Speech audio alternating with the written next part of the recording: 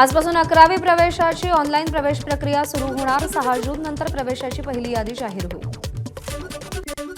राज्यातील तब्बल 8,000हून अधिक गावांमध्ये शाळाच नाही। केंद्राने शैक्षणिक परिस्थिती सुधारण्याचे निर्देश दिले। 2025-26 साठी समग्र शिक्षण अभियानाच्या अर्थसंकल्प नियोजनासाठी बैठक पार पडली। IIT मुंबई आणि जपानच्या तोहोकू विद्यापीठ यांच्यामध्ये आता ड्युअल PhDचा अभ्यासक्रम सुरू। दोन्ही देशांमध्ये यापूर्वीच सामंजस्य करार झाल्याची माहिती।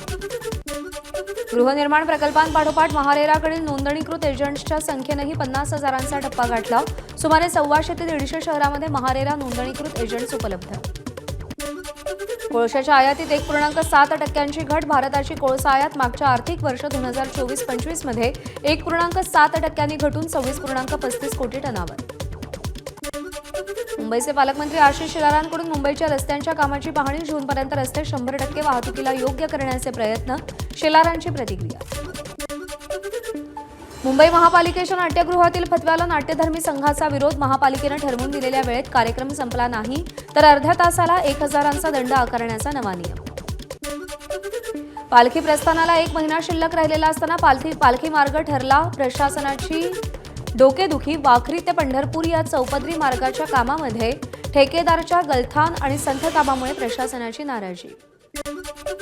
रायगडमध्ये रखडलेल्या रस्त्याचं काम पूर्ण करण्याच्या मागणीसाठी खड्ड्यात अर्ध गाडून घेत गावकऱ्यांचं आंदोलन। प्रशासनाचं लक्ष वेधण्यासाठी ग्रामस्थांचा प्रयत्न।